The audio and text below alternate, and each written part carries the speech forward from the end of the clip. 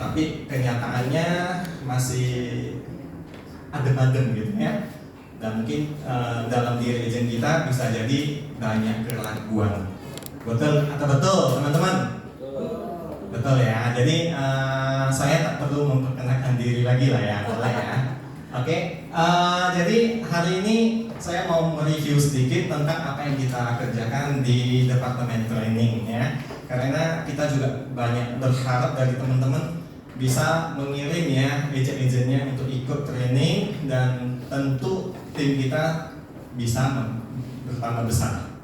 Oke teman-teman, saya anggap nih teman-teman leader yang mau coaching agent ya, dan bagi agent yang mau jadi leader ini juga materi yang sangat bagus ya. Kenapa? Karena kita bangun bisnis ini nggak bisa kita hanya mengandalkan jualan pribadi.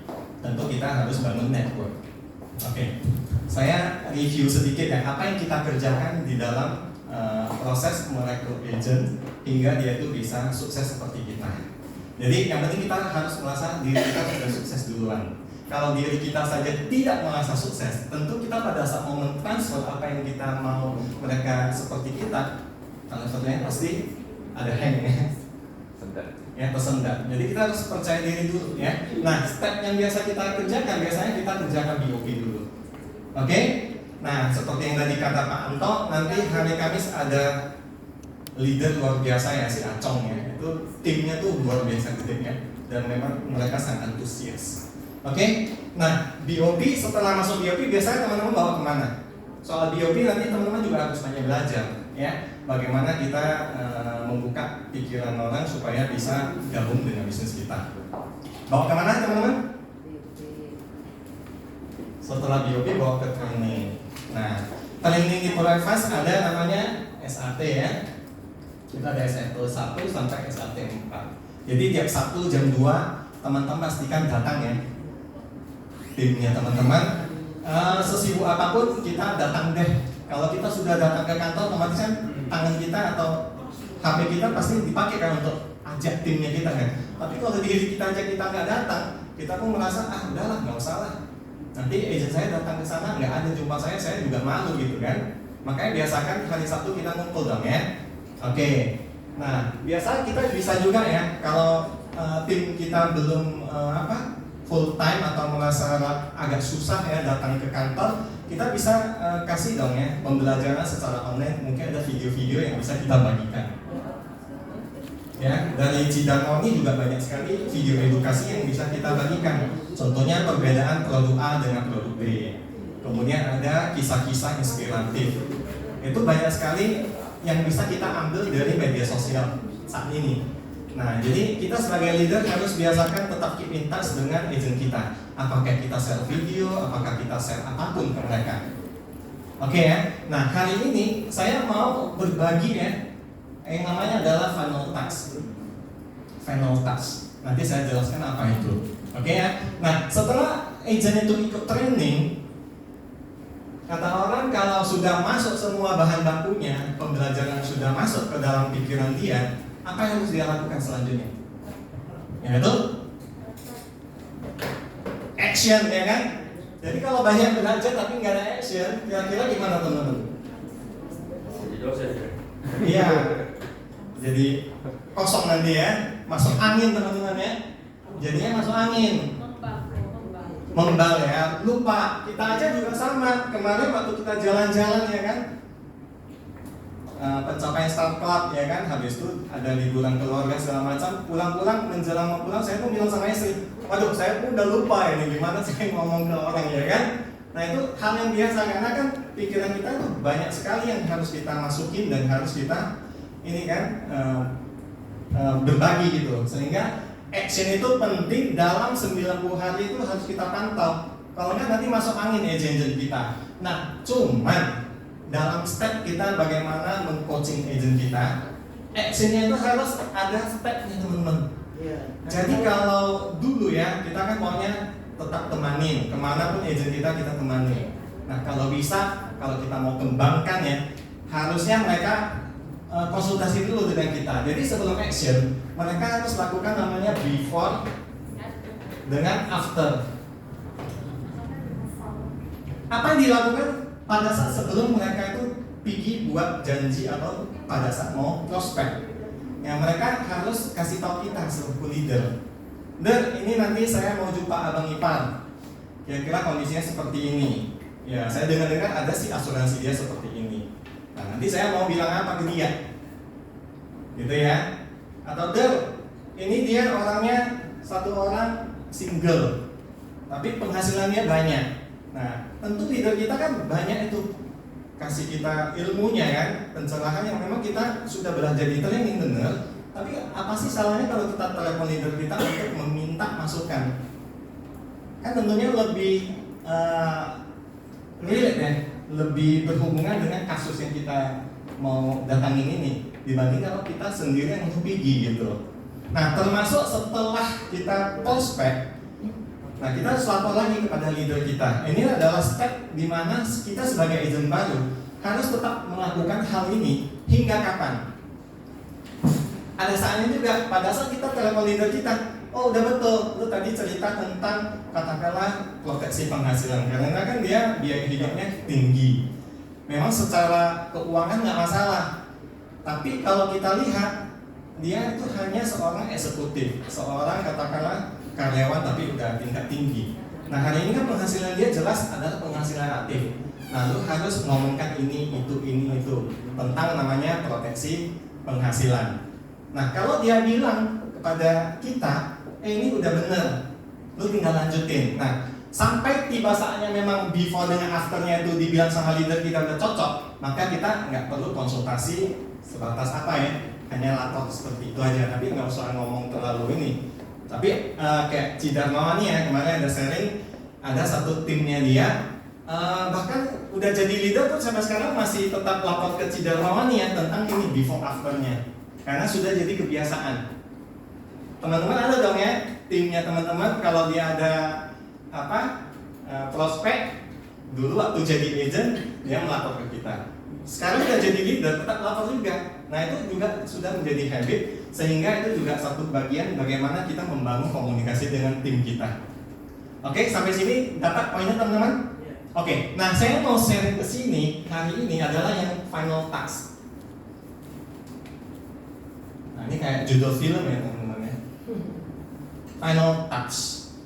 Kenapa teman-teman? Kalau dia udah ikut BOP kita, kemudian udah ikut training lengkap, kemudian banyak sekali dengar-dengar dari video yang kita berikan, masih belum jalan. Nah, teman-teman, baik dia itu sudah mati suri, udah gabung sama kita berapa tahun, atau ini ada rekrutan teman-teman yang masih kita kasih amunisi, teman-teman harus lakukan step final task. Ini penting sekali teman-teman, supaya dia punya rasa percaya diri untuk gerak. Kalau enggak nanti dia jadi masuk angin teman-teman, yang tadi actionnya nggak jadi-jadi. Oke ya. Nah, apa sih yang kita sampaikan pada saat di final task? Kita kembali BOP ulang dia. Ini penting teman-teman, karena orang kalau sudah ikut training, udah balik lagi ke aktivitas dia, dan dia nggak ikut training yang seperti kita entry, tiap minggu ada pertemuan, dia kan udah lupa tuh tujuannya itu apa, impiannya apa. Maka kita harus melalui BOP dia. Tapi cara BOP-nya itu dengan sentuhan yang berbeda dengan yang teman-teman kerjakan yang selama ini. Mungkin bawa ke J. Marriott, bawa ke acara Prudential atau ke acara kantor BOP kan. Ini sentuhannya berbeda nih teman-teman. Nah teman-teman leader juga boleh belajar bagaimana cara kita melalui BOP agent kita nantinya untuk step ini. Baru kedua, ini harus dikerjakan bersamaan teman-teman. Memang materi hari ini agak panjang, tapi teman-teman kalau nyimak itu akan dapat keseluruhan rangkaiannya teman-teman. Yang kedua yaitu kita harus berikan kembali product knowledge, tapi dengan cara yang lebih singkat ya teman-teman ya. Dia nggak seperti yang di SKT 1, 2, 3, 4 kita mengulang semua, nggak seperti itu. Tapi kita kasih kerangkanya, sekaligus kita ngajarin bagaimana how to sell, ya, bagaimana cara menjualnya. Dan terakhir supaya dia itu langsung gerak, yaitu kita harus ajarin dia how to start. Inilah 4 rangkaian final task yang harus kita kerjakan supaya tim kita yang sudah mati suri atau ada agent rekrutan kita yang masih ragu-ragu atau belum action, kita harus masukkan ke dalam kelas final task. Nah, final task kebetulan ini materinya agak ribet ya, tapi oke, kita terima aja dulu hari ini. Teman-teman pasti akan mendapatkan poinnya kenapa dia itu harus bergabung dengan kita dan harus mati-matian join dan kerjakan bisnis ini. Ini yang menurut saya sangat menarik dan saya kira kita pun jadinya terbakar, teman-teman. Oke, tentang DOP, teman-teman. Paling gampang, sebenarnya apa sih tujuan kita bergabung di Prudential? Mau uangnya, teman-teman ya. Tapi kayak saya dulu kan, mau uang penghasilan tambahan, tapi setelah kita jumpa leader, ngomongnya apa? Tetap namanya 5-year plan. 5 tahun kita harus capai segera namanya posisi AM. Kenapa? Posisi AM katanya penghasilan 100 juta per bulan. Itu yang terus-menerus disampaikan. Nah, apakah hari ini teman-teman recruit agent ada nggak menyampaikan hal itu kepada timnya teman-teman? Atau hanya ngomong, lu join saya, lu lihat saya udah bisa beli mobil segala macam, tapi Anda nggak menyampaikan satu kerangka besar, satu gambaran besar ke dia. Ada? Nah, hari ini kita seharusnya membawa dia melihat apa yang kita kerjakan dan apa yang kita mulai gitu. Itu yang penting, sehingga timnya kita itu semua satu visi. Ibaratnya itu pandangannya itu semua ke sana. Nah, jadi kalau kita tujuan di Prudential, step paling cepat yang harus kita raih adalah cepat-cepat naik jadi AD. Setuju nggak teman-teman? Nah, sekarang capai AD itu dalam waktu berapa lama? Kalau kita ikut ketentuan Prudential yang sekarang, per 6 bulan sekali kita bisa promosi nggak? Bisa. Nah, setelah kita naik mid-year promotion jadi AAD, kita bisa promosi lagi nggak naik jadi AD? Nah, jadi untuk naik jadi AD untuk zaman now bisa diraih dalam waktu satu tahun. Untuk kita cepat-cepat jadi AD, setengah tahun dan setengah tahun. Betul ya? Nah, setelah kita jadi AD, kita itu selanjutnya tujuan kita apa? Yaitu cepat-cepat mencetak AD generasi 1. Masih ingat kan? Kalau dulu waktu kita ikut BOP-nya kan dijelaskan tuh. Nanti kita bangun tim, nanti AD kamu akan jadi AD. Nah, setelah dia jadi AD, itu kan kita dapat namanya OR generation. OR generation itu yang luar biasa, yang bisa diwariskan dan itu bisa sampai 6 kedalaman ke bawah. Nah, ini yang harus kita tanamkan. Tujuan kita bergabung di Indonesia cepat-cepat naik jadi AD, dan setelah jadi AD cepat-cepat cetak AD generasi 1.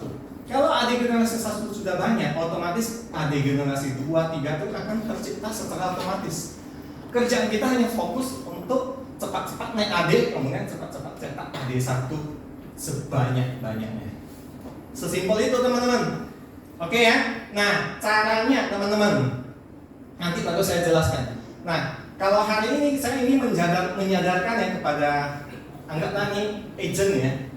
Ini agent. Nah, posisi kita adalah hari ini ya, keadaan kita berbagi bahwasanya Anda sekarang di posisi katakanlah bisa jadi seorang karyawan. Ya, ini adalah masa depan. Posisi Anda apapun hari ini, apakah itu sebagai seorang karyawan atau mungkin kita ada buka usaha sendiri, itu kira-kira kita bisa menentukan nggak penghasilan kita? Kita mau penghasilan berapa, bisa nggak teman-teman? Bisa aja. Contohnya saya karyawan, tahun ini saya penghasilan 15 juta per bulan. Saya ingin dong tahun depan saya penghasilan naik, gaji saya naik jadi 20 juta. Tahun depan lagi naik jadi 25. Bisa ya, termasuk saya punya usaha. Hari ini saya udah penghasilan 30 juta. Saya mau naik omset saya, profit saya naik jadi 30 juta, 40 juta per bulan. Naik lagi jadi 50 juta. Bisa. Tapi teman-teman harus ingat, kalau kita keadaan yang sekarang di mana kita katakan itu konvensional, rata-rata itu kita mengatakan itu adalah satu hanya harapan. Betul atau betul? Sekarang kan teman-teman juga harus yakin pada diri kita bahwasanya bisnis yang kita pegang hari ini bukan harapan. Kenapa? Kalau kita kerjakan sebagai seorang karyawan atau seorang pengusaha, itu banyak sekali faktor-faktor X yang menentukan penghasilan kita. Saya juga tidak mengatakan kalau kita bergabung di Prudential nggak ada faktor X. Saya juga mengatakan hal itu. Tapi faktor X yang kita jalani keadaan sekarang, ya, itu cenderung banyak sekali yang namanya persaingan, kompetitor ya kan, di dunia kerja. Itu bukan berarti kalau kita itu rajin ya kan, atau kita membuat prestasi, tapi kita nggak pandai ini ya cari muka sama bos, belum tentu kita dipromosikan. Nah, kalau kita seorang pengusaha, itu faktor S-nya itu paling terasa itu di bagian modal. Nah, di sini ada beberapa teman yang juga sudah dari pengusaha ya. Saya sendiri juga dari pengusaha juga. Nah, faktor yang paling mengganggu saya itu adalah faktor modal. Kenapa? Hari ini kalau faktor S-nya ini katakanlah kita mau dicurangin orang ya. Tadi karyawan udah jelas ya, bisa menfitnah, bisa membuat suasana yang lingkungan kerja yang nggak enakan. Kita pun jadinya kan susah ini ya, kerja pun nggak ada mood gitu. Kan banyak juga itu yang ambil muka gitu. Jadi kalau di dunia usaha itu lebih mengerikan teman-teman. Bisa jadi karyawan kita ditarik, bisa juga kita dikatakan barang kita palsu gitu. Banyak hal-hal yang memang mereka tuh langsung mematikan kita. Nah, kalau modal kita itu nggak kuat, biasanya itu penghasilan kita atau usaha kita akan hancur, teman-teman. Nah, kalau di Prudential, memang kita juga mengenal namanya tahun 1 ya, tahun 2, tahun 3. Apa yang kita biasanya kerjakan di tahun pertama kita join? Itu dari agent naik ke AAD. Tahun kedua apa? Biasanya kita kerjakan secepatnya naik jadi AD ya, agency director. Baru tahun ketiga kita posisi AD harus cepat-cepat cetak AD generasi 1. Seperti itu ya teman-teman ya. Nah, kalau kita gabung di Prudential, yang hal yang sebelah ini future, artinya mulai hari ini Anda klik, ini adalah di dalam kontrol Anda. Contoh, kalau kita sebagai agent mau naik jadi AD, kita butuh berapa omset? 300 juta. Kalau setiap kali BOP kita tahu kan, kita tinggal cari omset berapa. Kurang lebih premi yang 1.025 orang. Kan seperti itu ya. Wah, kok banyak sekali gitu. Ya kalau kita nggak mau berjuang untuk bisnis kita, siapa lagi gitu. Tapi yang jelas faktor S di bisnis Prudential agak kecil. Kenapa? Karena kita kan tinggal banyakin aja kan aktivitas kita. Kalau yang tadi ini susah teman-teman. Banyak sekali faktor S yang kita susah kontrol. Nah, itulah makanya kalau kita di sini kita mau naik jadi leader, jadi AD. Tim kita itu mencela-mencela, ya kan? Awalnya semangat ikut BOP, training segala macam, tapi setelahnya dia nggak mau lagi. Kita ngajak ngopi nggak mau ya kan? Kita cek dia nggak mau. Berarti kan teman-teman pasti mengatakan di luar kontrol kita kan? Setuju nggak teman-teman? Di luar kontrol kan? Nah, saya mau bilang kepada teman-teman, kalau teman-teman yakin yang namanya hukum bilangan besar, kerjakan rekrut sebanyak mungkin. Kalau tadi kita itu kerja di perusahaan atau kita itu buka usaha, kan masalahnya kan kita baik hati banget sama bos kita. Bisa jadi dia kan pakai keponakan dia kan, atau pakai anaknya untuk menggantikan posisi yang tadi karyawan senior yang sudah mau resign. Kita padahal udah dari sejak 10 tahun lalu udah ngikut dia. Kita berharap diposisikan di posisi yang tadi ada karyawan senior yang sudah mau resign. Rupanya anaknya yang masuk atau keponakan dia yang masuk. Itu kan susah kita kontrol teman-teman. Tapi kalau kita rekrut agent, habis itu dia masuk angin, kita rekrut aja lagi yang baru. Begitu banyak orang kita bisa rekrut. Jadi nggak bisa kita katakan, oh itu faktor S-nya itu saya nggak bisa kontrol loh. Enggak teman-teman. Yang penting kita tetap melakukan. Nah, buktinya saya juga mengalami hal yang sama. Kalau dibilang saya itu nggak mengalami yang namanya masuk 20 orang nggak jadi satu pun, saya lebih banyak teman-teman. Tiap kali di OP saya duduk di belakang bengong, yang saya ajak nggak datang-datang ya kan? Sedih rasanya. Sementara satu ruangan penuh, berarti yang saya ajak kemana nih? Kan itu pertanyaannya kan? Tapi kalau kita udah ikuti 5 kali 6 kali, kita kan jadinya terbiasa, oh pokoknya ada BOP saya ikut. Karena kita mau nyerap energi yang diberikan oleh si speaker, apakah itu yang speaker lokal atau dari speaker import gitu kan. Itu semuanya bagus-bagus. Nah, saya sering termenung kan, kok mereka bisa ajak bisa 6 orang, 7 orang, kita satu pun nggak datang-datang gitu. Dijemput lagi. Jadi itu memang jurus terakhir Bu. Jadi dijemput pasti datang. Biasanya sih kita udah janjian, punya ibu nggak mau datang ya? Berarti kurang banyak yang dibuat untuk dijemput ya Bu ya. Kalau saya dijemput pasti datang. Jadi dijemput aja pasti mulai. Ya, berarti harus dijanjikan dijemput mungkin ada 3 orang. Paling nanti kalau beneran kita nggak sempat jemput pakai Grab gitu ya. Tapi kalau mungkin dijemput biasanya sih mau sih karena mereka kan terima bersih. Cuma kan saking segitunya kita laksanakan ya itu sebagai tantangan bagi kita. Setiap kali ada kelas BOP saya ada timnya datang. Kan itu yang harus kita jadikan satu challenge ke kita ya teman-teman ya. Jadi bahan baku yang masuk banyak kali kebocoran. Banyak bocor, nggak apa-apa teman-teman. Tapi saya lakukan terus. Makan hati, makan apa semuanya udah dilakukan lah ya teman-teman ya. Oke ya. Jadi memang kalau mau bangun network ya itu memang pengorbanannya luar biasa. Tapi hasilnya itu betul-betul sangat layak. Leader saya berkali-kali mengatakan, kali ini kalau kita bangun bisnis sebesar apapun, kelak lu bandingkan dengan kita bangun di Indonesia, Anda akan melihat bedanya banget. Kalau bisnis yang kita bangun pertama capeknya udah sama ya kan, modalnya kita udah jatuh bangun, pinjam sana sini ya kan, hasilnya juga mirip-mirip dengan Prudensial, katakanlah cuma 100 juta. Tapi bisnis ini yang kita bangun, sekali kita nggak ngawasi, kira-kira mati nggak? Mati teman-teman. Kalau kita di Prudensial nggak seperti itu teman-teman. Yang ianya tim kita makin gede ya. Paling gampang adalah leader saya sendiri ya.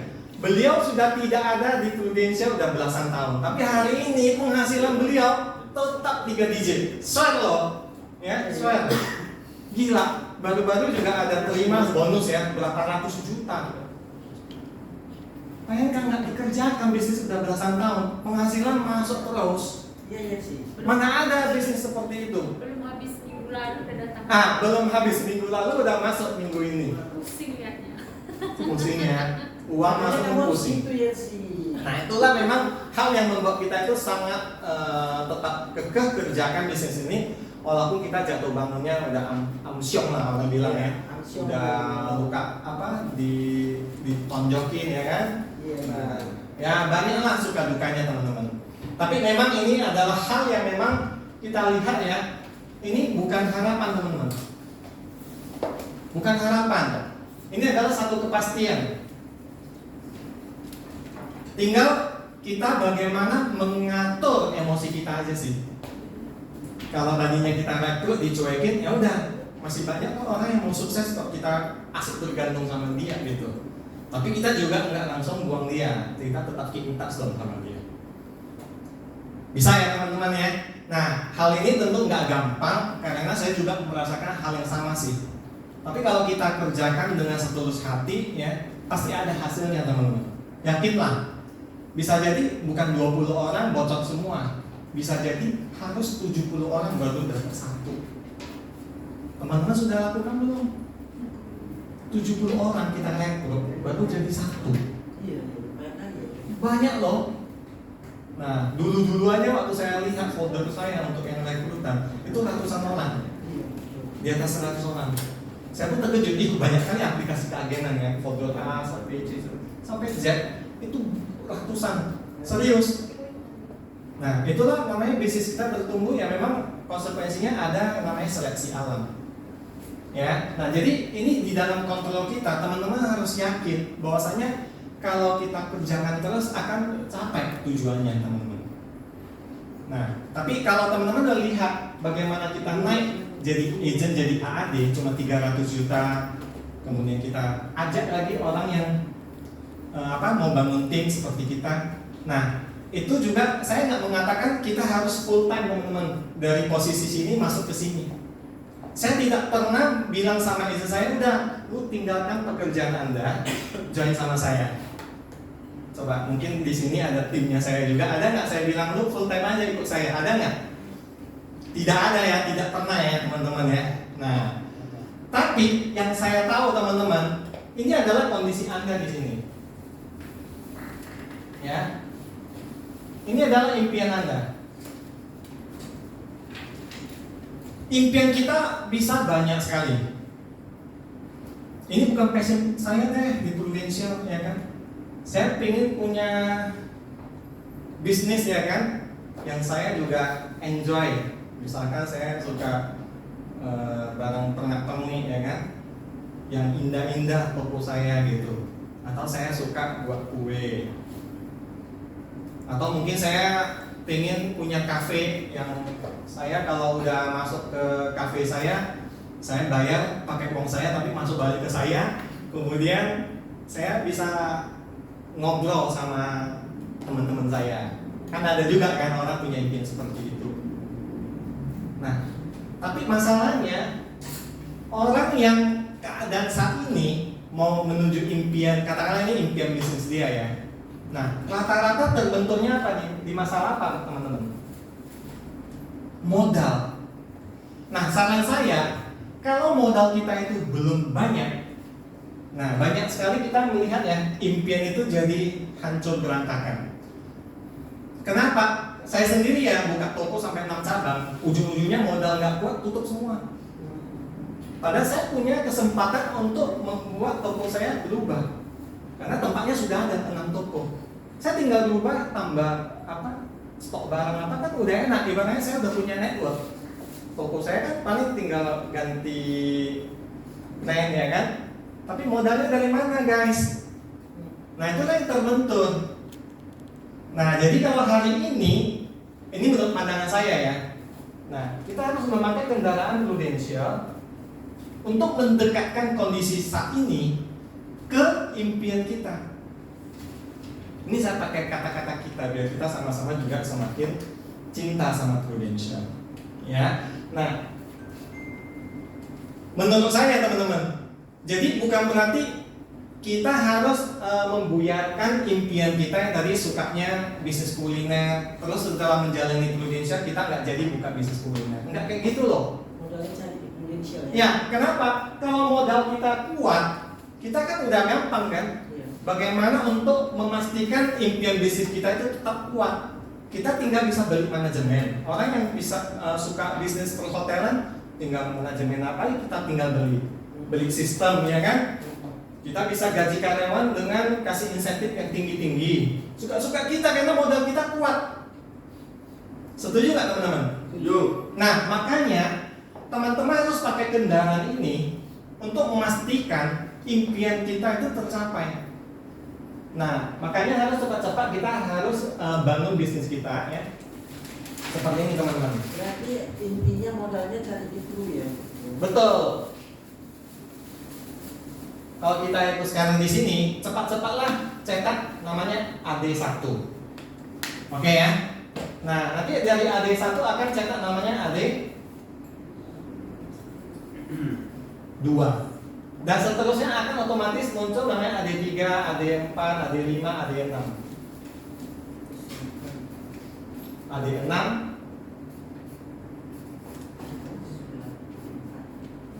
Kalau kita punya bangunan bisnis seperti ini, kira-kira kita masih melarat nggak, teman-teman? Kita tinggal pakai orang aja untuk membangun bisnis kita. Impian kita apa, hobi kita apa, tinggal kerjakan. Teman-teman jangan sekali-sekali kalau modalnya masih nggak cukup, kita udah mau mengembangkan impian bisnis kita. Bahaya teman-teman. Kenapa? Ini survei teman-teman, ya survei. Ini beneran ya. Itu ada seorang namanya Michael E. Gerber, ya. Di dalam bukunya namanya Image ya, boleh cek di Google. Dia bilang gitu. Kalau hari ini ada 100 toko, ya buka. Itu 80% tutup loh teman-teman, mengalami kebangkrutan luar biasa. 80% tutup teman-teman. Berarti sisa berapa toko teman-teman? 20 toko 5 tahun pertama. Nah 5 tahun berikutnya, dari yang sisa 20 ini 80% juga bangkrut. Berarti sisa berapa? sisa 4. Lah, kemana hilang yang 96? Ya alasannya karena itu modalnya tidak cukup. Kalau kita mau gangguin ya bisnis orang lain, kalau hari ini saya modalnya gede, saya tinggal tungguin aja kan karyawannya yang paling pemegang kunci, ya kan? Saya tinggal suruh orang yang tungguin waktu pulang. Saya bilang suruh kita apa ya, bajak lah istilahnya. Lu di sana dikasih berapa? Saya naikkan 5 kali lipat, 7 kali lipat, bisa nggak? Bisa banget. Namanya juga karyawan. Mereka kan kerja selain memang dedikasi kan tetap kiblatnya uang. Tetap saja berharap penghasilannya kan. Itu gampang dibeli loh. Paling kalau kita mau kejam ya, kita pekerjakan entah barang 1 tahun memang udah nampak ada hasil, kita juga bisa cari pegawai yang lebih murah kan gajinya. Bisa juga kan. Tapi kan bisnis kita kan udah jalan gitu. Itulah kejamnya di dunia usaha. Nah, modal itu bisa mengalahkan semua-muanya ya, segalanya. Oke. Jadi di sini kita harus paham betul ya, bagaimana kita mulai bergerak ya. Yang tadinya kita posisi agent naik jadi AAD. Kemudian dari AAD naik jadi AD. Tahu caranya teman-teman? Saya review sedikit deh ya. Kita hanya melakukan 2 step teman-teman. Step pertama segera join dan segera lakukan namanya prospek sebesar 50 juta KPI. Kita kan mau berbagi ya bagaimana membangun bisnis. Kita pakai cara ini juga sangat-sangat awesome, sangat keren ya. Kenapa? Kita kalau udah nangkep 50 juta, orang dengannya nggak susah kok. Kalau kita tahu training kita itu bagus, ya kan? Ada namanya product knowledge ya kan? Diajarin cara jualan, diajarin gimana cara mulai. Training kita kan mencakup ini semua, NT1 sampai NT4. Kalau nasabah aja dia sok banget. Produk yang lu tawarkan itu betul-betul ciamik, keren banget. Apalagi kalau teman-teman ngajak ya dari yang satu link 1 itu, kan kita harus memberesi dari link 1 kita dulu. Nanti kan di bagian produk knowledge akan saya ceritakan, ya kan? Dia pasti mau dong melakukan yang namanya memberesi keluarga sendiri dengan melakukan 50 juta API. Ini contohnya dia ada produk kesehatan, dia ada produk yang namanya memproteksi penghasilan. Bahkan setelah dia mau dong, dia beresin dan ini bisa dalam waktu setengah tahun udah beres gitu. Terserah mau dari keluarga diri si dia atau dari keluarga cici-cici koko-kokonya terserah. Nah, mau dibanyakin ke 300 juta API langsung silakan juga. 25 orang contohnya kan terserah juga. Yang penting ini targetnya dan jangan lupa coba kita buat target yang gampang dulu ya. Kalau kita aja gampang memberesin manfaat asuransi di dalam keluarga saya, keluarga inti saya, otomatis saya juga harus bisa rekrut ya 8 orang yang juga bisa melakukan step 1. Dapat poinnya teman-teman? Kalau kita sebagai nasabahnya merasa ini produknya bagus, masa kita nggak bisa mempengaruhi teman kita? Yuk lu lakukan seperti saya, tapi komisinya lu ambil sendiri aja udah. 8 orang. Nanti 8 orang itu kan tahun depan kan dia mau kerjakan seperti kita naik posisi jadi AAD. Makanya itu semuanya jadi nular. Bentar aja kok tim kita akan langsung jadi besar ya. Nah, kalau kita lakukan seperti ini kalau teman-teman hitung omsetnya kan 400 juta. Betul ya? 50 juta kali 8 orang aja udah berapa? Berapa teman-teman? 450 itu udah naik karena AD kan naiknya cuma butuh 300 kan teman-teman kan. Nah, kita hanya menerapkan step ini dan yakinlah bangunan bisnis ini akan terbentuk dengan sendirinya. Kita hanya memberesin yang namanya AD1 kita aja. Nanti otomatis anak cucu cicit kita itu semua otomatis muncul loh teman-teman. Ya, ini juga yang sudah saya rasakan teman-teman ya. Otomatis teman-teman kalau tanya leader yang manapun, dia pun nggak tahu dia punya cucu cicit di daerah mana gitu kan. Otomatis dia muncul teman-teman. Oke ya. Nah sekarang saya lanjut ya. Saya belum buka apa nggak usah pertanyaan lah ya. Nah sekarang saya masuk ke step 2 yaitu product knowledge. Jadi agent kita yang sudah mati suri itu sekarang kita cerita kembali aja. Sebenarnya apa sih yang kita ceritakan ke orang? Yang namanya asuransi itu kan sebenarnya kan bolak-balik ngomongnya cuma 3 hal aja teman-teman. Yaitu yang pertama apa? Cerita tentang loss.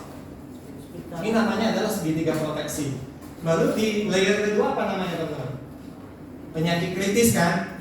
Nah lalu yang terakhir asuransi jiwa yaitu life.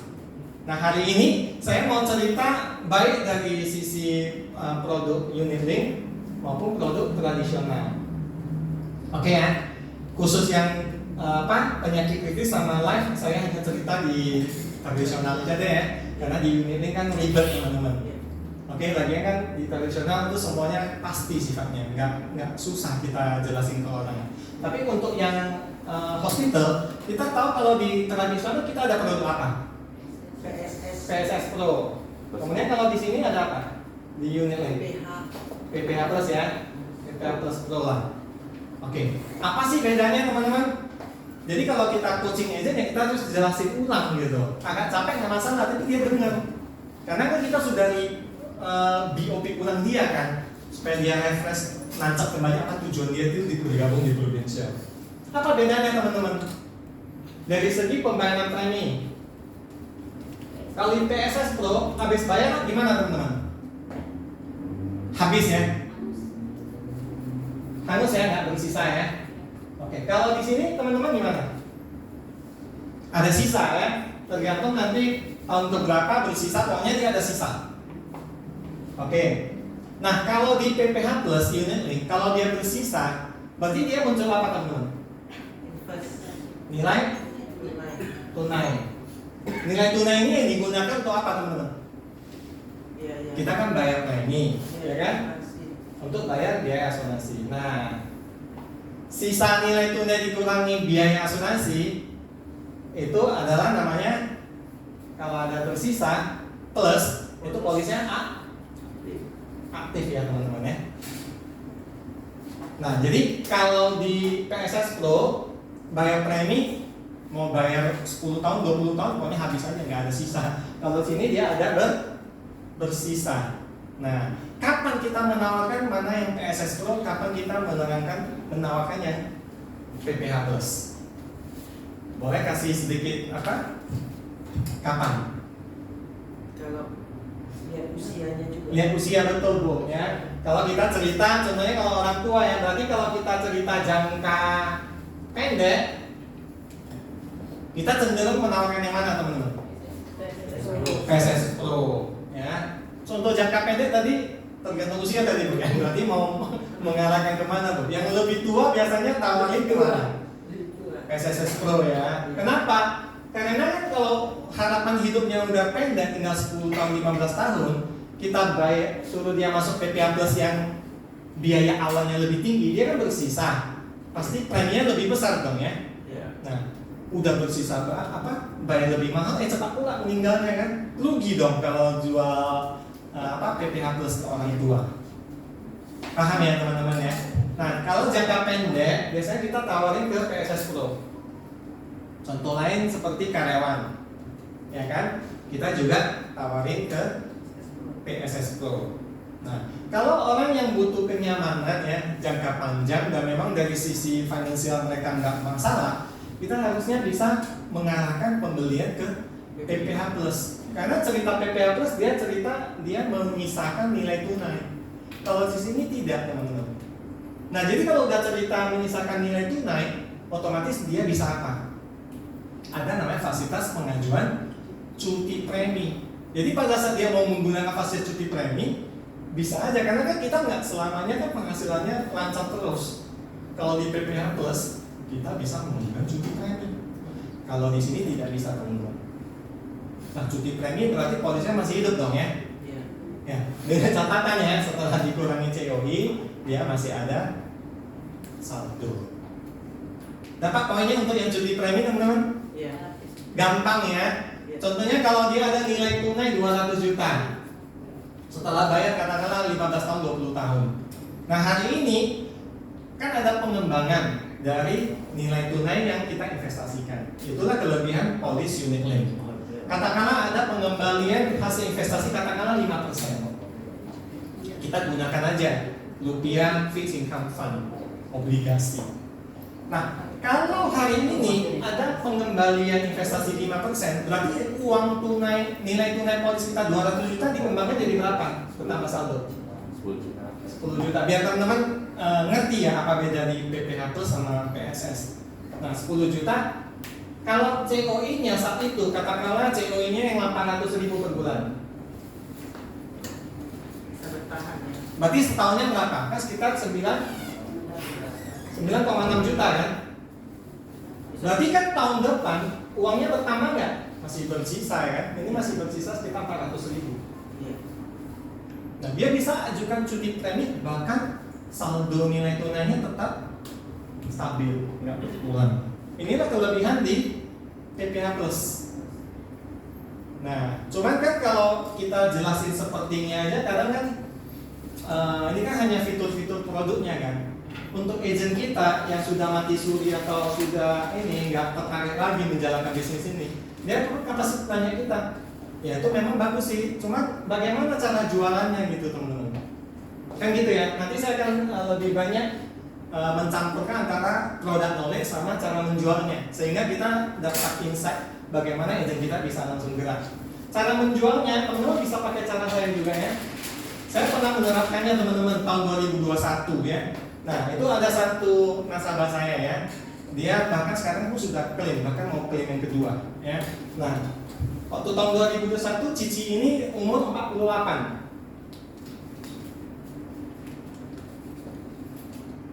Dia ambil sama saya itu adalah bronze A. Sekarang dia udah upgrade jadi silver A, karena saat itu dia masih pandemi, dia hanya ambil yang bronze. Sekarang dia udah silver ya. Dan sudah klaim. Ini malah ada rencana katanya jantungnya debar-debar gitu ya. Nah saya cuma cerita seperti ini teman-teman, teman-teman bisa pakai cara ini ya. Nah bronze A usia 48 itu saat itu premi dia 1,5 juta per bulan. Berarti totalnya berapa teman-teman? 18 juta. 18 juta. Saya bilang sama Cici ini, Cici punya black card ya, walaupun saat ini masih bronze A, Cici bayar aja selama 20 tahun. Nanti umur berapa teman-teman? 68 ya. Nah, saya bilang Ci kan masih bimbang nih, dia termasuk eksekutif ya. Posisinya lumayan ya di posisi di tempat kerjaan dia. Nah, 20 tahun 48 ke 68, Cici kalau bayar di asuransi saya itu udah berapa coba? 360 juta. Kira-kira Ci, ada nggak pemakaian biaya pengobatan yang lebih kecil dari 360 juta? Dari umur Cici 48, 49 ya. Ini 48 loh, kita bayangkan sekarang kita posisi udah umur 48. Jadi kalau teman-teman yang masih umur 20-an atau 30-an, kita memposisikan diri seperti Cici ini yang udah umur 48. Nah, kira-kira dari umur 48, 49, 50, 51 sampai umur Cici 68, 61 sampai 65, 68, kira-kira kita bisa bilang kita tetap sehat nggak? Tidak kan? Nggak ada garansinya teman-teman. Kebetulan saat itu memang dia ini kan dari kartu HS lama ya. Cuma kan waktu kita tawarin jadi black card kan masih banyak mikir-mikir gitu kan, lompatannya itu mahal. Dulu masuk sama saya paling sekitar 500 atau 600 waktu masih HS ya. Nah kita suruh naik jadi ini kan rasanya berat gitu. Nah jadi kita tinggal tanya, kalau Cici merasa dalam 20 tahun umur 48 sampai 68, coba Cici bayangkan. Kalau merasa memang pasti sehat terus, ya udah Cici nggak usah simpan di tempat saya, Cici. Tapi kalau Cici merasa juga nggak yakin ya, nah Cici harus ambil ya paket 1,5 juta ini dalam bentuk yang namanya asuransi kesehatan, dan saya kasihkan namanya ATM ya sebesar 10 miliar. ATM-nya warna hitam, black card ya. Nah 10 miliar. Kalau Cici merasa itu yakin sehat, ya udah nggak usah cicil ke saya, Cici cicil ke tabungan sendiri, ya kan? Tapi siap-siap kalau kita DBD atau ada masalah apa terambil kan? Habis lagi. Habis. Iya. Nah, kalau ke saya, kita udah jadi satu ketenangan pikiran, peace of mind. Kenapa? 1,5 juta kan terukur. Gaji dia tuh sekitar 30 juta kemana? Cuma kan banyak biaya hidup. Karena banyak biaya hidup, kita suruh ganti jadi black card juga mikirnya panjang gitu kan. Nah, tapi hari ini dia sudah merasakan. Kemarin lututnya sakit terlalu sering nge-gym ya. Nah, terakhir memang ada krim juga di saya. Nah, ini belakangan katanya jantungnya berubah. Ya nantilah atau waktulah gimana kita cek atau segala macam. Nah, jadi saya ceritakan ini kepada teman-teman. Kalau dia merasa uang 1,5 jutanya bisa buat dia itu nyaman dengan ditukarkan dengan black card 10 miliar, ambil nggak teman-teman? Ambil. Tinggal kita bagaimana meyakinkan dia aja teman-teman. Ya. Oke, nah cuma kan kalau kita jualan produk hospital, sering sekali kita bilang, lu datangnya telat sih. Saya sih udah punya yang namanya entah merek A, merek B ya kan, atau saya juga udah punya kok black card-nya Prudential. Nah, gimana kita selaku leader ngajarin timnya kita supaya dia itu mau dong ya. Yang namanya segidang proteksi ini harus mereka benahi dari bawah ke atas untuk semua teman-temannya dia, saudara-saudaranya dia, keluarganya dia. Dia harus pede. Nah, biasanya kita bisa menggunakan rumus ini teman-teman, ya. Itu ada video-videonya juga nanti bisa kita bagikan ya. Ada namanya step, namanya REMS, REMS, ya. Dia bilang, saya udah ada di contohnya Prudential, saya beli sama Cimelati. Kemarin saya baru saja jumpa orang, saya coba mau tanya-tanya sih ya, tanya-tanya katanya keluarga saya semua udah sama Cimelati. Nah, memang keluarga yang lumayan apa, tapi saya memang mau undang dia di hari Kamis. Tapi apapun ceritanya kalau kita jualan seperti ini di market, rata-rata orang bilang sudah ada, lu telat. Nah, tapi kalau kita punya ilmu REMS, agent kita nanti akan bisa lebih ini kan, pintar menggali. REMS itu apa teman-teman? Kita review polis orang, kita edukasi, ya, kemudian kita munculkan masalah dan kita terakhir sebagai konsultan kita kasih solusi. Ini masalah hanya terbiasa atau tidak aja teman-teman. Kalau kita sudah terbiasa melakukan metode ini, kita datang ya, nanti kita ajarin juga bagaimana buat janji segala macam. Dibilang sudah ada lah, nggak usah lu datang. Saya tuh tahunya lu kan mau tawarin saya asuransi kan. Nah, belum datang aja udah dimok kayak gitu kan. Gimana kita bisa dapatkan temu janji sehingga kita bisa jumpa di hadapan dia. Itu nanti ada juga di sesi terakhir ya teman-teman ya. Nah, kita review, kita edukasi, munculkan masalah. Waktu review, dia bilang saya udah punya asuransi kesehatan kok dari kantor, dari mana gitu kan. Kita harus tanya lagi, berapa yang dibayar? Apa yang di cover? Bukan berarti hari ini saya bolak-balik tanya lagi, lu udah punya polis apa? Saya ingin menjual ke lu kan. Saya hanya ingin memastikan bahwasanya saat Anda tidak mampu lagi, ini asuransi yang Anda beli bisa mengcover Anda dan keluarga. Kan itu tujuan saya sebagai konsultan. Jadi posisi kita itu harus berharga. Jangan kita merasa, oh saya mau tawarin dia produk asuransi, kita kayaknya kok rasanya mau minta-minta gitu kan. Sehingga begitu dia munculkan seperti kayak ogah-ogah mendengar, kita pun jadi minder. Sering yang merasakan hal itu teman-teman? Sering nggak?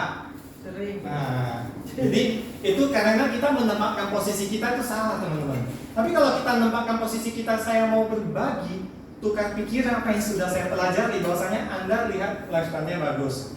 Jangan nanti pada saat terjadi resiko, Anda nggak memiliki yang namanya proteksi yang tepat. Nah itu tugas saya bukan harus menjual kepada Anda, tapi saya hanya menjelaskan sharing apa yang saya sudah pelajari.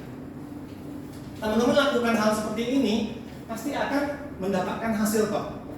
Jadi kalau dia bilang saya udah di cover sama asuransi kantor segala macam, nah, agent kita pun langsung mundur kan. Jadi itu perlu namanya ikut training sih. Asuransi kantor kan nggak selamanya juga kan mengcover dia. Posisinya kan kalau dia masih kerja sama perusahaan ini. Kalau dia sakitnya cuma sebulan 2 bulan udah bisa langsung masuk kantor lagi, ya no problem, asuransi kantornya tetap aktif kan, dikasih sebagai fasilitas dari perusahaan. Tapi kalau hari ini dia terkena kondisi yang tidak memungkinkan dia kerja lagi, contohnya dia butuhlah perawatan jangka panjang, contohnya dia kena sakit kritis gitu. Jangankan asuransi kantornya masih hidup ya kan, gajinya aja tuh entah masih ditransfer atau enggak ya teman-teman ya. Iya. Nah, tugasnya kita harus edukasi teman-teman. Bahwasanya dengan menggunakan asuransi kantor atau dari instansi tempat kita kerja itu nggak cukup.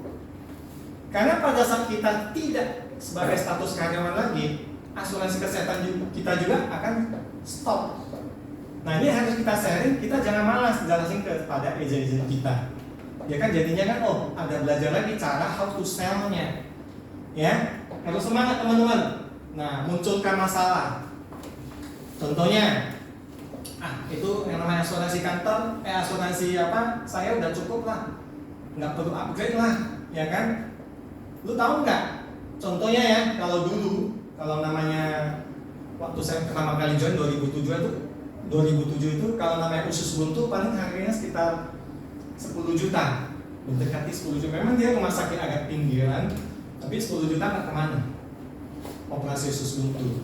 Tapi sekarang gila teman-teman, kalau kita ke Silom aja operasi usus buntu pakai laparoskopi itu berapa harganya dengan Dr. Yasin? 35-40. 35-40. Kemarin akhir tahun lalu ada nasabah saya yang operasi usus buntunya Cito, udah emergency karena udah meledak gitu kan, 130 juta. Itu pun hanya di rumah sakit Delhi. Oh. Nah, hanya di rumah sakit Delhi. Coba kalau tadi dia Citonya di Kolombia, nggak sampai 200. Iya. Gila loh teman-teman. Ini baru-baru teman kita cairkan klaim ya kan, operasi ganti lutut. Dulu waktu ya case-nya Pak Aceh ya. Nah, kita harus edukasi kepada calon-calon nasabah kita atau memang sudah jadi nasabahnya perusahaan lain. Kita edukasi dia. Lu bilang lu punya asuransi kesehatan, tapi lu tahu nggak inflasi di sektor kesehatan naiknya tinggi-tinggi, gila sekali. Contohnya kasusnya Pak Aceh ganti bapak lutut berapa kemarin habis kan di Selling Group ya sama Pak Aceh 320 juta. Padahal dulu setahu saya orang kepine ganti bapak aja baru berapa? Paling satu bagian cuma 60 sampai 70 juta. Sekarang sih sana pun udah mahal sih, udah 100-an. Tapi ini kan gila, sampai 300-an juta. Dari mana hitung-hitungannya? Wah, amsyong kalau kita nggak punya asuransi kesehatan yang sesuai kwitansi. Makanya kita harus senantiasa menyadari betapa pentingnya pekerjaan kita. Kalau kita menyadari pentingnya pekerjaan kita seperti kita tahu ini adalah membantu orang, kita nggak pernah akan sehari pun kita nggak kontak orang. Kita pasti setiap hari kontak orang, follow orang gitu. Jangan sampai kita nggak follow orang. Oke ya. Nah ini cara jualan bagaimana produk hospital itu 3 layer segitiga protes ini saling melengkapi. Nggak bisa kita bilang oh cuma satu aja saya butuh. Yang kedua saya nggak butuh. Yang ketiga juga nggak saya butuh. Saya lanjutin boleh teman-teman, masih ada waktu nggak teman-teman? Lanjut. Nah cerita tentang proteksi sakit kritis. Oke ya. Kita tentu akan membuat ini namanya siklus ya, lahir baru sakit dan terakhir kita kemana teman-teman? Meninggal dunia. Nah sakit ini kita bagi dua teman-teman, yaitu sakit biasa. Nah ada satu lagi adalah sakit luar biasa. Nah kita sudah pelajari di SAT kita yang SAT 3 kalau nggak salah tentang critical illness. Kata data WHO yang namanya orang sakit biasa ya kan, itu nggak usah lah kita bilang harus ada perlakuan khusus ya kan, paling pakai asuransi kantor, BPJS atau segala macam.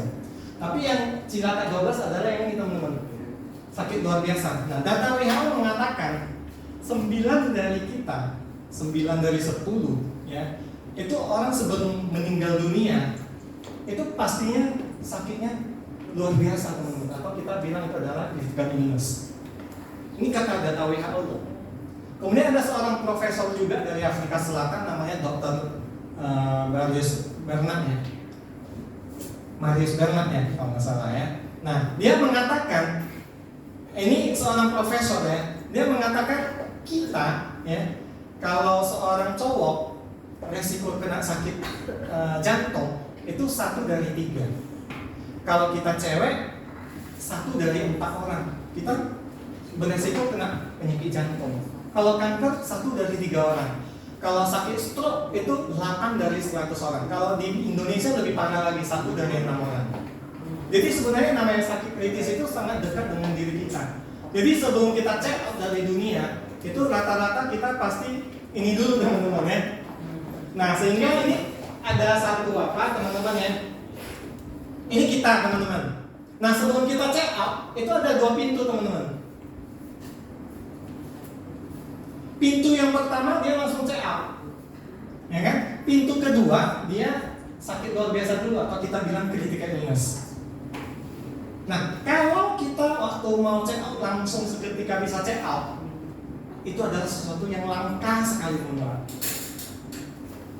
Coba kita flashback dulu kepada mungkin dari kakek nenek kita ya kan, dari siapanya kita yang sudah meninggal.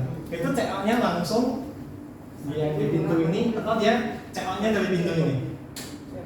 Coba mikir-mikir dulu. Yang sini kan? Memang data WHO seperti itu. Kalau dia yang check out langsung, itu biasanya kecelakaan ya kan? Atau dia bunuh diri, atau mungkin karena nggak jaga overdosis gitu kan? Jarang kali. Nah, ini adalah pintu check out kita yang memang boleh kita pasti kena semua. Pasti kena. Tinggal kapan aja kan? Nah, hari ini kita perlu namanya critical illness. Kenapa? Saya tanya teman-teman, kebanyakan penghasilan kita, penghasilan aktif atau penghasilan pasif? Aktif ya teman-teman ya.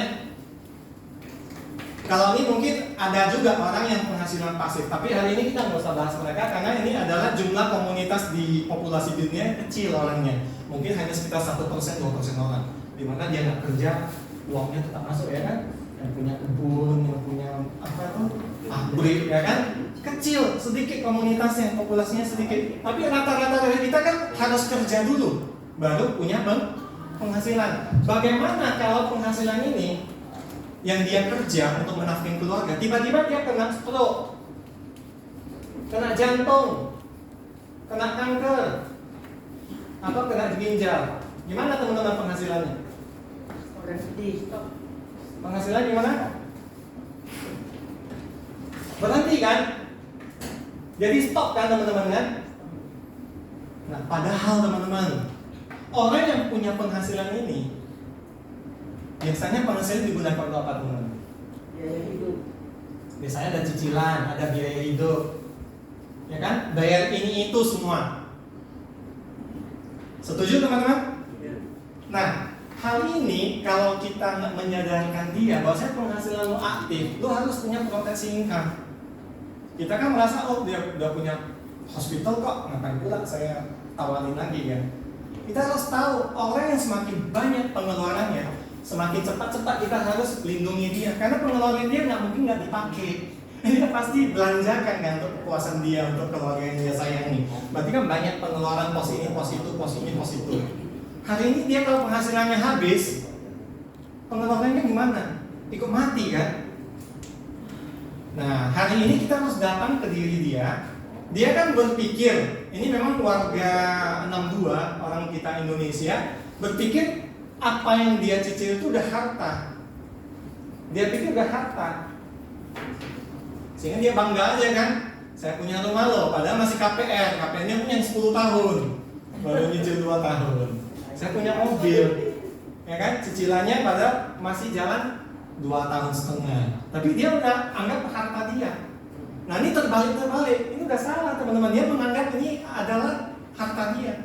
Padahal ada satu program ya, PCB 88. Nah ini yang beneran harta. Kenapa saya bilang ini ada beneran harta? Pertama, karena terjadi resiko meninggal. Cair nggak teman-teman? Cair. Resiko sakit kritis. Cair. Nah ada satu lagi resiko yang ketiga, itu sehat. Yang panjang umur Bu Iso ya. Cair juga. Program apa ini? Saya suka mengatakan PCB 88 itu produk setengah dewa gitu. Karena dia menjawab semua resiko kita. Sehat pun cair, bayangkan. Bukankah ini hal yang sangat luar biasa yang kita bisa berikan kepada semua teman-teman kita atau saudara kita? Sekecil apapun itu berharga teman-teman. Saya ada nasabah yang belinya nggak banyak kok, cuman sekitar 200 juta, udah ambil, sign. Ada yang malah cicinya 10 tahun.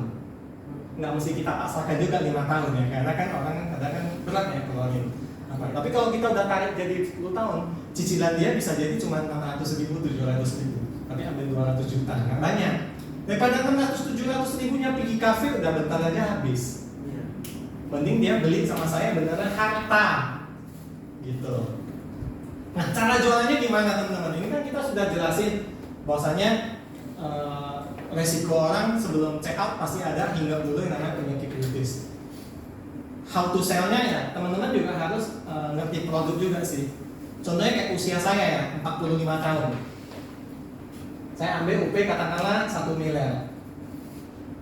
Usia 45 tahun berapa ya harga ini PCD? Untuk 5 tahun. 25 juta, 30 juta. Mana murah kali? Per tahun.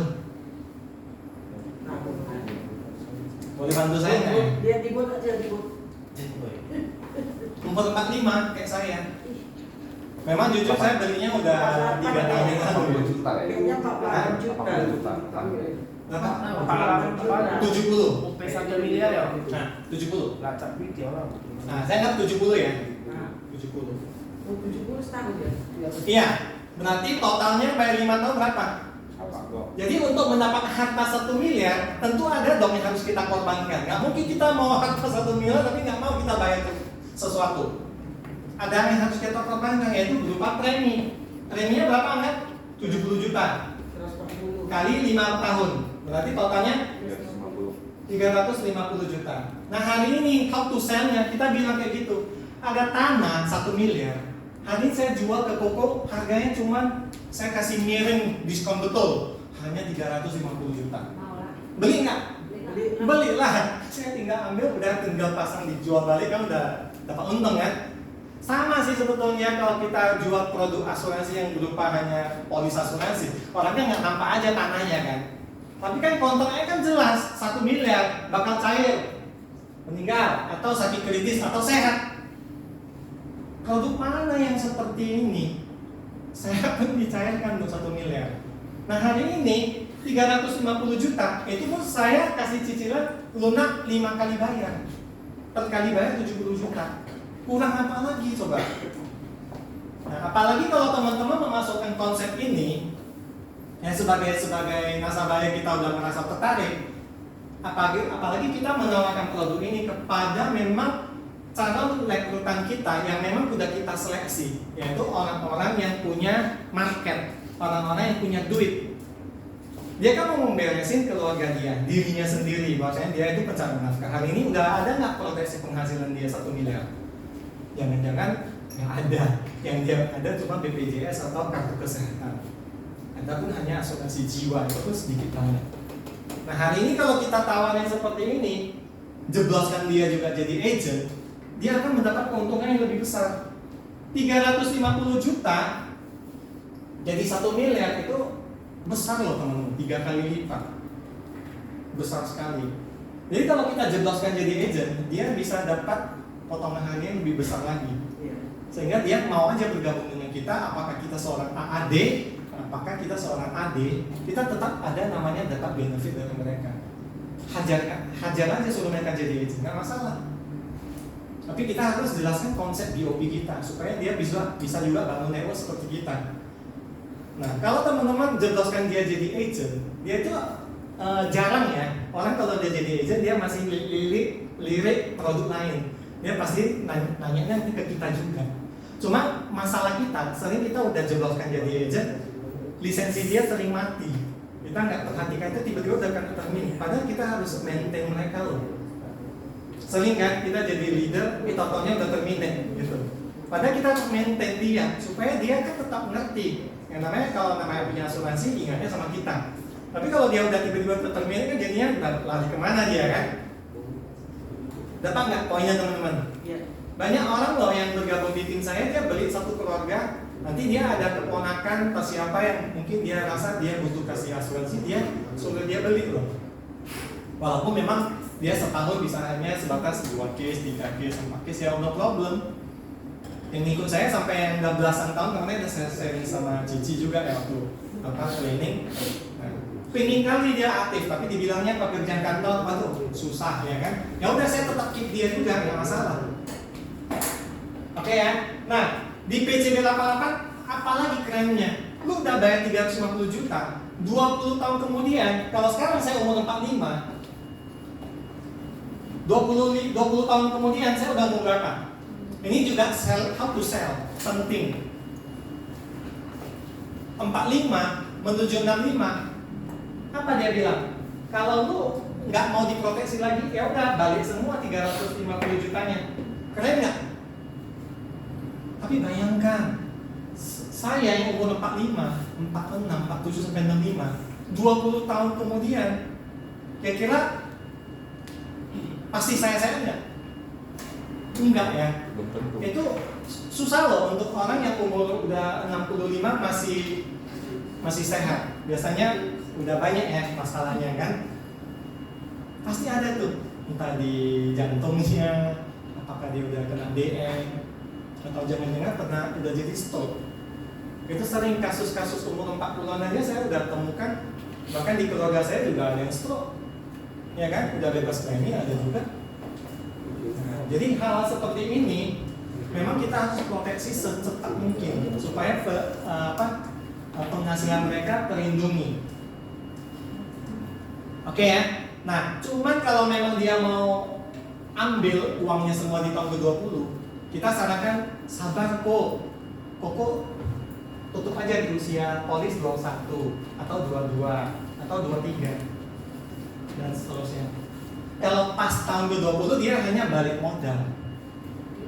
Jadi kalau kita bilang lu mau ambil kembali ini semua, sabar aja tahun ke-21 aja, itu udah dapat hasil investasinya lumayan gede ya, di atas 10%. Itu nggak masalah, sekitar 15%. Nanti setelahnya itu tinggal selisih 6%, 7%, 6%, 7%. Ya udah, kapan Anda mau keluar tinggal ambil, pasti udah dapat untung. Nah, ini untuk yang program critical illness.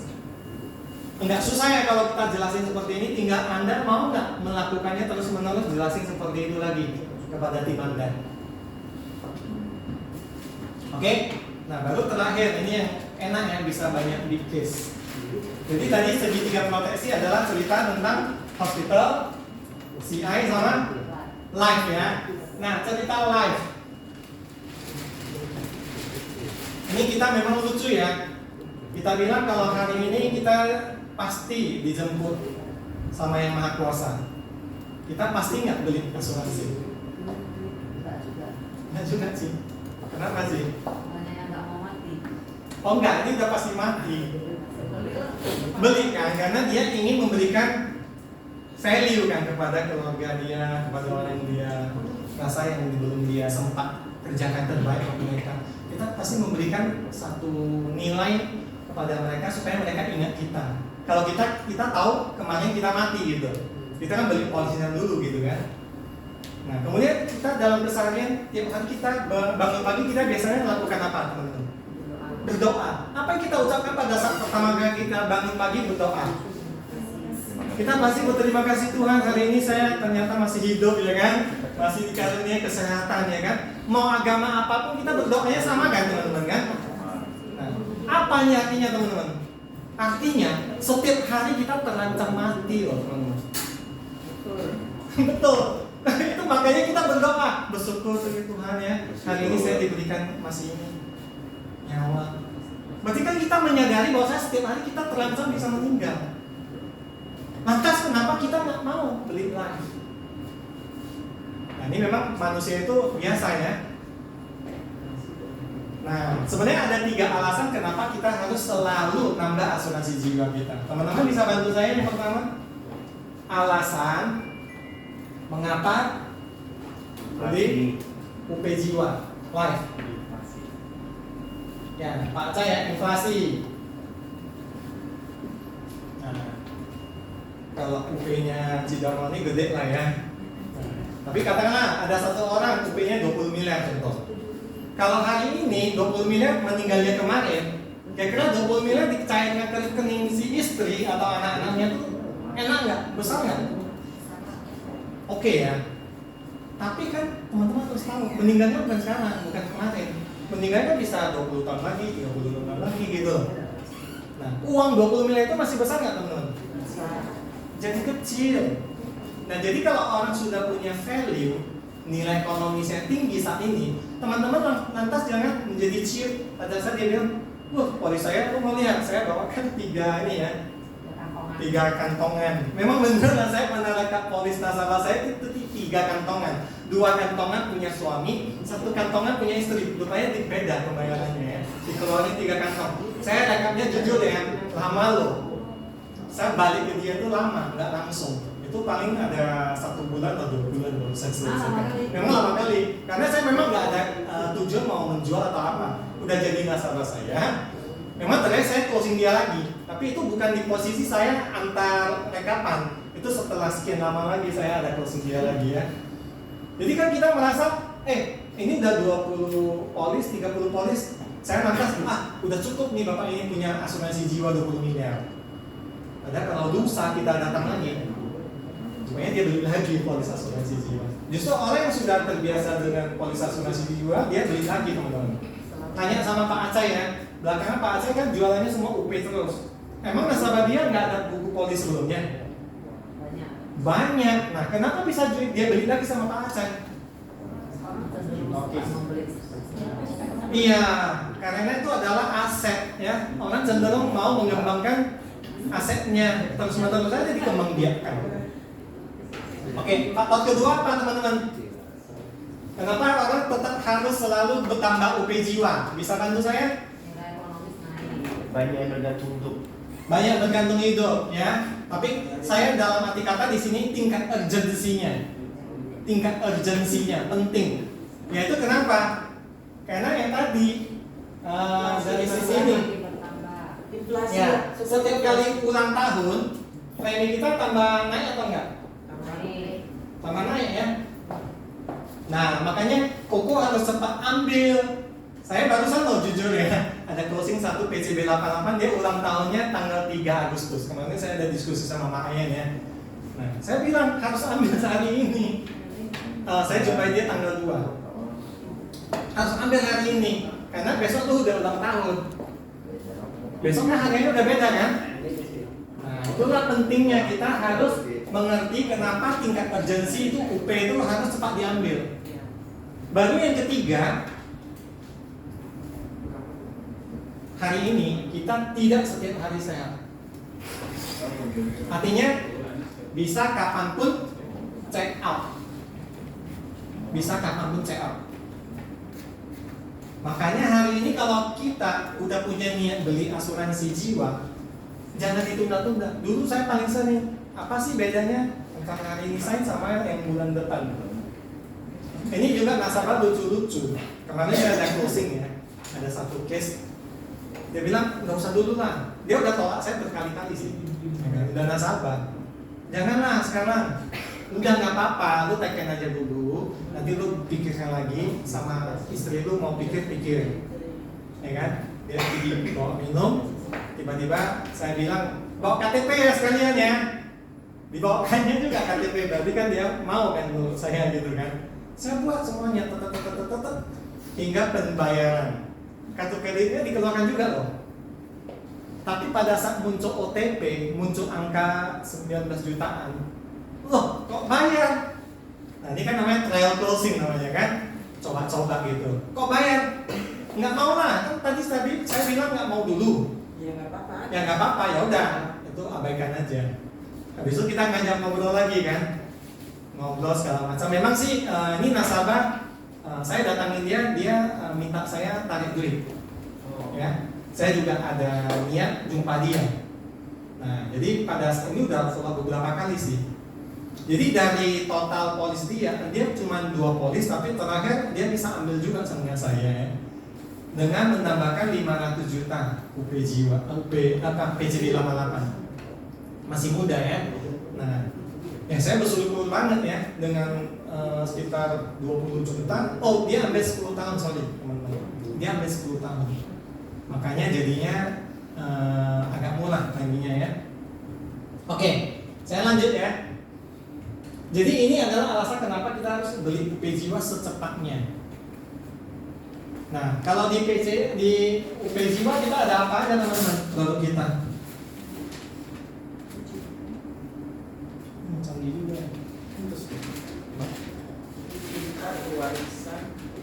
Ini tadi PCB 88. Kalau kita di produk asuransi jiwa ada apa? Ada warisan, ada perlu cinta. Teman-teman kuasai dong ya apa beda perlu warisan sama perlu cinta. Mau saya ulas lagi atau tidak perlu? Tidak usah. How to sell-nya kan udah tahu langsung Acel udah lapar. How to sell-nya kan udah tahu. Karena sehari Ya, itu kan. Ya semua orang udah pada lapar ya. Udah jam 12 ya. Oke. Bisa pakai looping. Atas Yo, bisa nanti pakai. kalau Iya. Sabtu itu ngasih pesta aja yuk. Kemana itu? Oke, baru terakhir tadi yang final task itu apa teman-teman? How to start ya? Ini teman-teman. Tahu tuh? Tadi how to product knowledge sama how to sell-nya kan udah saya gabung. Iya. Ya. Baru yang sekarang how to start. Dia udah semangat nih. Udah kembali lagi ini udah Yang panas sambung nggak hapus salah. Minggu depan aja, minggu depan. Udah panas Kita ya. aja yang mau ya. Lanjut. Minggu depan aja yuk. Ini nggak lama, nggak lama. Paling 10 menit udah selesai. Siap pandai kalau minggu depan Nah, apa agent itu harus kita bimbing loh ya. Minggu depan aja. Nah ini ada satu apa yang saya jumpai ya. Dia pingin kali balik rumah dia, karena rumahnya masih fungsinya sama abang nih. Dia bilang mau lunasi 1 miliar. Nah berarti kan orang punya kebutuhan, cuma dari kerjaan yang sekarang bisa nggak dia dapat uang 1 miliar untuk tebus ke abangnya untuk dia punya rumah sendiri? Kan nggak mungkin juga dia bilang, oh lu kasih aja saya gratis, karena sama-sama bukan orang yang berkecukupan gitu, sama-sama rumah warisan. Jadi teman-teman waktu mau menggerakkan dia how to start, kita mulai dari mana teman-teman? Bisa bantu saya nggak teman-teman? Kan teman-teman leader juga sering ya. Iya, enggak, maksudnya kita harus membangkitkan dia itu bagaimana dia bisa mulai tanpa harus kita datangin dia terus. Kita kan bukan bosnya dia, kita kan cuma partner bisnisnya dia. Bagaimana dia tetap ingat dia harus jalankan bisnis ini? Apa teman-teman? How to start? Kita harus tetap mulai dari goal setting teman-teman. Ini adalah bosnya dia, bukan saya loh bosnya dia. Jadi teman-teman harus dapatkan hot button dia. Dia tujuan bergabung di Indonesia itu apa yang dia pingin capai paling dulu. Kalau teman-teman udah dapatkan hot buttonnya, besok-besok nggak enak. Ini yang penting. Tinggal ditekan aja. Dia oh iya ya saya harus lunasi rumah saya. Dia kan mau supaya anaknya udah besar soalnya. Jadi kalau nggak punya ini rumah yang memadai susah. Nah, goal setting pendekatan paling gampang apa? Karena kita di bisnis asuransi, ya dalam bentuk rumah ujungnya harus kita konversi ke dalam income. Berapa income dia inginkan? Contohnya ada seorang agent dia bilang saya mau penghasilan 100 juta deh dari Prudent. Contoh. Nah, kita sebagai leader harus bisa membimbing dia bagaimana dia bisa mendapatkan income 100 juta dia. Caranya gimana? Kita harus belajar hitung. Ya dia tinggal bagikan aja kan. Berapa komisi sekarang? Komisi sekarang rata-rata berapa persen? 25. Anggaplah nih agentnya nggak qualified untuk yang dapat bonus-bonus ya. Berarti berapa omset yang dia harus kerjakan? Ya, tinggal bagi aja kan. Menurut saya 400 juta ya. Hah? 400 juta kali 25. Ya kan? 400 juta lah. Iya, Kan? 400 seperempatnya. Udah dipecah lagi. 400 jutanya gimana cara closingnya? Bagi 12. Yang nggak ada cerita kita mau dapat hasil tapi duduknya santai-santai tiap hari. Nggak ada kita telepon-telepon. Tapi di bagian how to start, nanti kita akan belajar bagaimana kita buat appointment dan seterusnya. Nah, setelah kita punya goal setting, apa yang kita kerjakan teman-teman? Connection. Betul. Itu plan action. Modal kita apa teman-teman di sini? Tadi kan kita bukan bisnis konvensional. Berarti nggak butuh modal. Butuh teman-teman. Apa modal kita? Iya, list nama. Nah, kita harus punya buku kerja. Ditulislah semua koneksi kita. Walaupun cuma 50 orang, tulis dulu. Nanti besok-besok jumpa di jalan atau di mana, kita tulis lagi. Ini modal kita loh teman-teman. Jangan udah nggak pakai modal apapun buat daftar nama, nggak mau. Ini karena agennya udah ini ya, susah diatur udah ya. Cari Harus 25 nasabah yang beli warisan masing-masing 25 juta. Nah, kita dapat 300 juta atau 400 juta. Dan penghasilan 100 juta kan lumayan loh.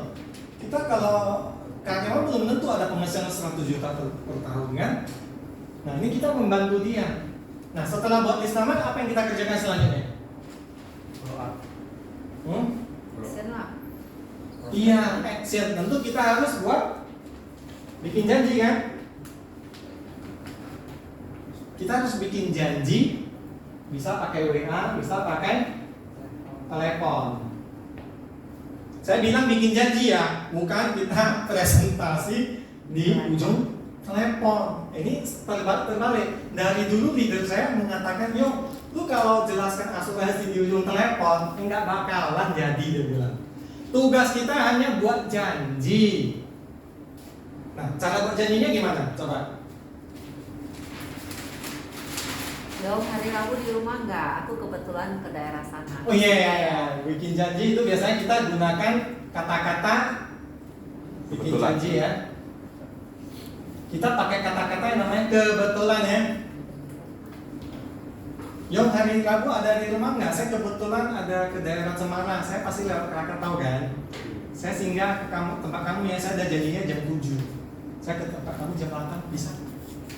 Nah, hari ini kalau kita telepon teman kita, dia bilang, oh nggak bisa, saya ini ada main futsal, contohnya Bro Gion ya, saya ada main bola nih. Nah, ya udah nggak apa-apa. Oh nggak apa-apa, nanti lain kali aja, ya kan? Nah, tapi kita udah tahu hari Rabu dia Futsal. ada futsal, kita catat. Jangan buat janji lagi di Rabu. Nah, jangan buat janji lagi di hari Rabu. Nah, baru kita telepon lagi. Entah hari Jumatnya kan, kita cerita lagi lah. Oh kebetulan saya barusan tadi ambil klaim. Ngomong-ngomong kita bukan jadi agen rahasia ya. Kita tetap memperkenalkan diri, kita memang harus tampil sebagai agen Prudential. Bukan kita yang sistem agen rahasia, orang nggak tahu nih nanti ke rumah dia ngapain. Dia pun nggak tahu dia maksud tujuannya apa gitu. Enggak, kita harus terang benderang bahwasanya kita agen Prudential. Itu yang harus kita buatkan ke agennya kita. Nanti jangan udah sampai sana ngobrolnya ngalor ngidul kemana-mana kan nggak jadi juga kan. Kita harus buat terang benderang status sosial medsos kita udah jelas, ya kan. Cuma kita telepon lagi. Kemarin kan udah jelasin cara klaimnya, ini mau pergi ambil klaim. Nah lu cuma bisa nggak? Dia pasti bilang ada urusan apa? Mungkin dia ada waktu sih, tapi dia juga ada rasa ini teman udah lama nggak hubungi saya. Ngapain pula ya kan, mau singgah-singgah ya mungkin nggak ada inilah, nggak ada kantongnya ya kan. Nah kita bisa bilang juga ini, saya mau tukar pikiran aja sih dengan kamu soal Prudential. Nggak apa-apa teman-teman, niat baik kita kok. Kenapa kita harus malu bilang kita mau tukar pikiran tentang Prudential? Jadi gunakan kata-kata seperti ini nggak masalah. Memang tukar pikiran ada bayar ongkos nggak bayar ongkos kan. Nah, jadi teman-teman nggak usah khawatir nanti gimana gitu. Oke? Dapat ya poinnya? Ya. Nanti kalau dibilang nanti lu jual apa, saya nggak dulu asuransi saya nggak dulu lah udah banyak kali pengeluaran. Lu mau tawarin saya lagi ya? Tawarin pas segala macam. Nah, hari ini Supaya nggak banyak ditanya, langsung Saya aja bilang, mau antar apa kek, makanan kek atau Aku baru dari Sidika pulang bawa Oh sama. iya, bisa juga. Langsung Biasa sogok ya, banyak Ci, ya. tanya. Langsung sogok. Jadi kita bilang kita nggak jualan dan kita juga nggak menawarkan. Kalau udah seperti ini biasanya mereka kan lebih welcome ke kita ya. Hanya berbagi informasi aja ke dia. Nah ini pokoknya ada satu siklus. Nanti setelah berhasil dibuat janji ya, kita masuk biasanya kan pertemuan. Nah itu nanti akan ada namanya presentasi. Di dalam presentasi ini kita gunakan sistem ini RLMS ya. Cuma kan tadi kalau dia waktu buka pintu dia untuk kita masuk, dia bilang lu nggak usah tahu asuransi, saya udah stok untuk asuransi kan belum begitu banyak, baiknya pun udah mau muntah gitu kan, mau bangkrut, mau amsyong. Lu udah dibilang kayak gitu, lu langsung presentasi yang tadi segitiga proteksi itu nggak cocok teman-teman. Lu harus tanya dulu ya, atau dia bilang saya anti asuransi, lu harus korek dia dulu. Kenapa gitu? Jadi di dalam presentasi itu sekalian kita mencari masalah kenapa dia nggak suka asuransi, kenapa dia merasa udah cukup gitu.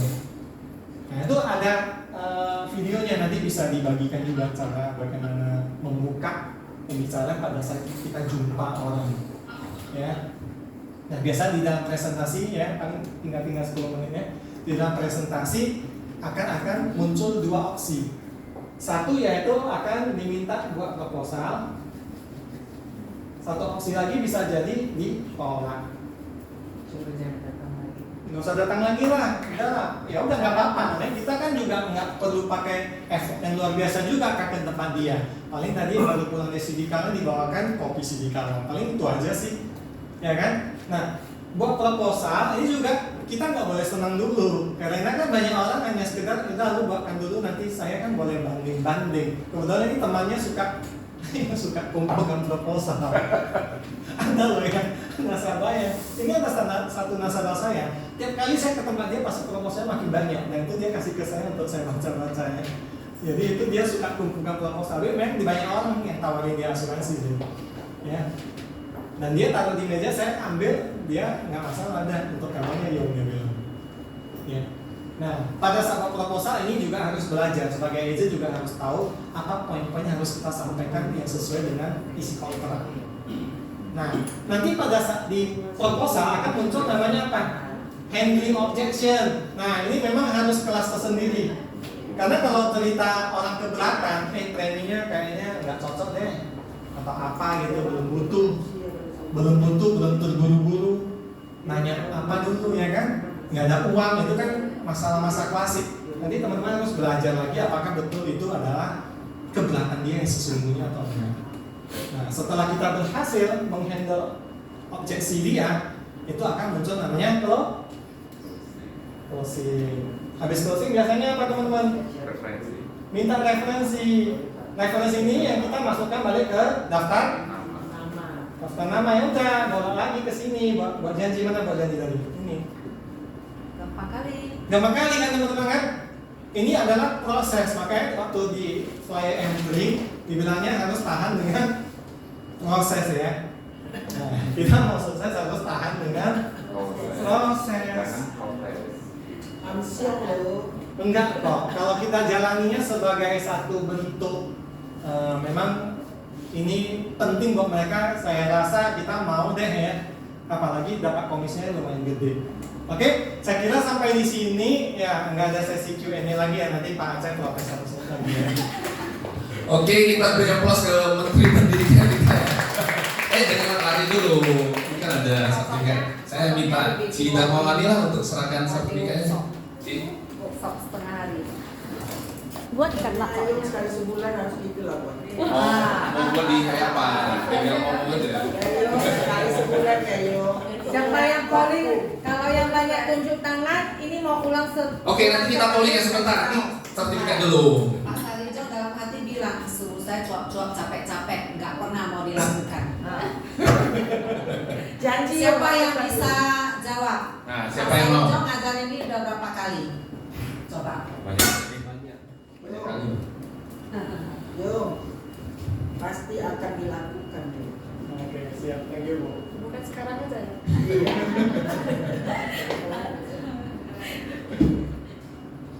Oke, teman-teman kita aplaus ya. Jadi ingat ya, pesan menteri lakukan.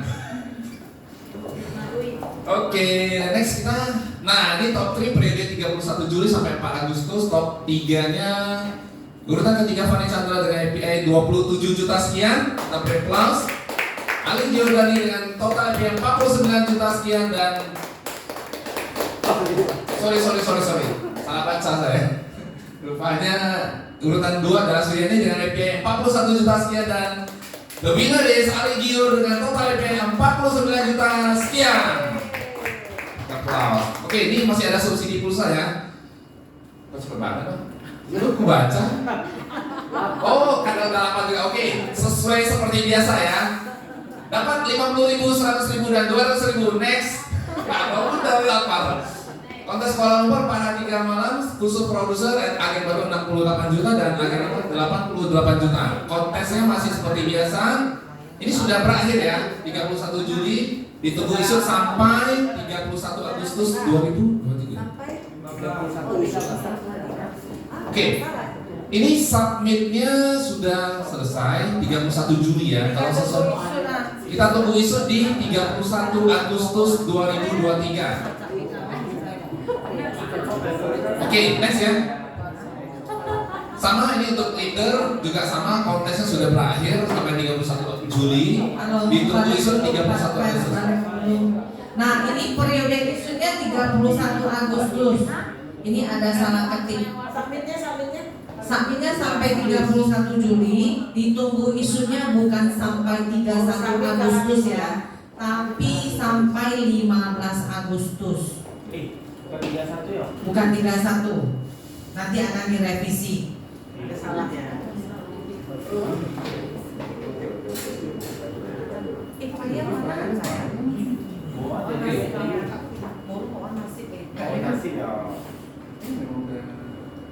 Memang udah selesai kontesnya.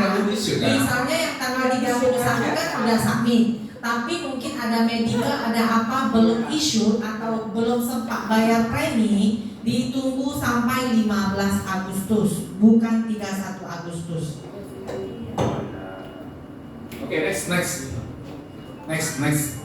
Nah, ini minggu depan M3 akan diisi oleh Suryana. Ini leadernya Pro ID ya.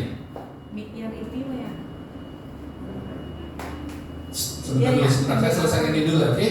Ini hari Senin tanggal 14 Agustus di jam 9.30 di tempat di ruang training M3 Pro Advance. Oke, next. Ini join Pro Advance ke Instagram, YouTube, Telegram, next. Telegram dan Linktree boleh di scan ya. Oke, next. Nah, teman-teman, ini absensi ada di kursi, boleh di scan ya untuk kehadiran M3 di hari ini. Oke, next. Oke teman-teman, terima kasih atas kehadiran teman-teman. Sampai jumpa di M3 berikutnya.